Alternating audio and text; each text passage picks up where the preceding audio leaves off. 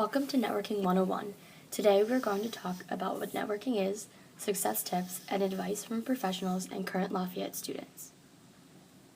So what is networking? The definition of networking is interacting with other people to exchange information and develop contacts, especially to further one's career. Basically, it's the art of building professional relationships. And it's the number one source of finding jobs. So why is networking important? First, meeting with professionals will help to acquire contacts and relationships. They often offer helpful advice or stories about their experiences. It also creates more job opportunities because these professionals know what's going on in their companies and can help with those referrals. It also will build your professional confidence and make you feel more comfortable talking with professionals. Did you know? According to the U.S. Bureau of Labor Statistics, 70% of all jobs are found through networking. 61% of people use LinkedIn as their primary professional networking site. In 2012, there were 3.6 million job openings. About 80% of available jobs are never advertised. Those employees were hired through networking. The Wall Street Journal claims that 90% of jobs are filed through employee referrals. Successful networking tips. Remember to be open-minded to meeting new people. You never know what connections they might have. Be sure to be respectful and thank each person for their time. It's important to ask for advice, not a job. Impress employers with your personality and thoughtfulness. It is those traits that will lead to a job. Don't be nervous. Professionals were once students too. They know what it's like.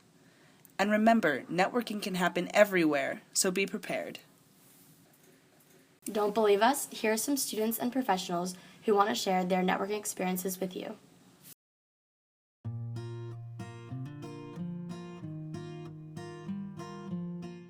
Well, it's been a hard path for me because early in my career I didn't understand the importance of networking, and I followed my heart rather than followed my brain. Networking has impacted my career a ton. I was able to actually get my first job at Deloitte, where I'm still working actually, through just an alumni connection. Well, actually the current role that I'm in is the result of having done some networking. As I grew older, I learned that a lot of opportunities only present themselves to you if you know about them from somebody else.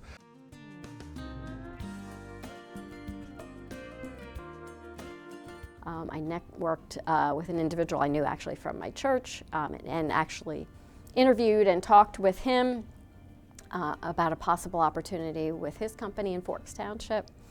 And then he said, you know, if you're interested in getting into human resources, you might also want to talk to, and then he gave a name at Allied Personnel Services, which is a temp agency. It was all through networking from one person to another person to another person that eventually landed me a job. Yeah, this past winter in January, I was at the New York Networking Night, and I had a pretty good time. You got to meet a lot of people. I was surprised by how many people were actually going to be there. And they do a really good job of separating like what areas of interest you might have. And I got to meet a few people, got a few business cards out of them, was able to call them, email them. Everybody's really friendly. A little old, so I sent a letter with my resume to this person, and then we started talking, and that's kind of how I got my first job. Just individuals that I knew, actually that I knew through LinkedIn, helped me find the job where I am now for the last little over 3 years, almost 3.5 years. This semester I participated in the sophomore search, and during the networking portion at the end of the program I met a woman who works in DC for a nonprofit, and I was in contact with her, and she got me an interview for an internship, and now I have that for the summer.